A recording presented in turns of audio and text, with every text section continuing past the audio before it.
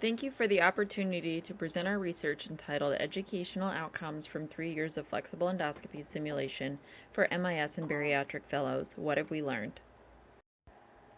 The authors have nothing to disclose. Since 2007, SAGES has been offering a flexible endoscopy simulation course for MIS and Bariatric Fellows. While there is data showing endoscopy simulation improves skills at the resident level, the effects of endoscopy simulation at the fellowship level have not been routinely studied. The course consists of 2 days that are split into a didactic session with faculty experts, followed by hands-on training and porcine explant models. A wide range of topics are covered, from basic endoscopy tower setup and enteral access to advanced endoscopic techniques for managing bleeding, stricture, and perforation, including banding, heater probe application, balloon dilation, stent deployment, and endoscopic suturing. Other therapeutic practices, including stretta, Bar-X, and TIF procedures, are simulated.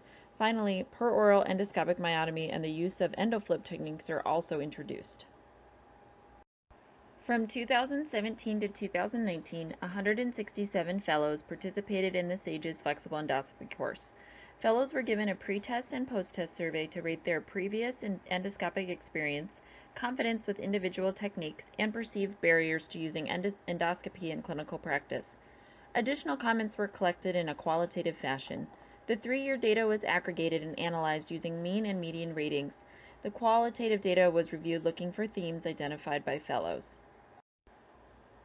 For the majority of skills, confidence levels improved in all 3 years by an average of 1.7 on a scale from 1 to 5, with 1 rated as not at all comfortable and 5 as very comfortable.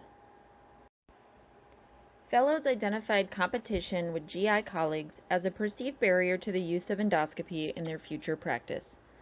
Means to overcome this barrier include increased endoscopy exposure in fellowship to improve confidence, improved collaboration with GI colleagues during fellowship, and a dedicated lecture on career development and privileging in endoscopic therapies. Finally, 40% of fellows identified per-oral endoscopic myotomy as a potential gap in training and requested additional time to practice POEM in the simulation lab. This could be seen as an area to expand the fellows course or to create a separate simulation day altogether.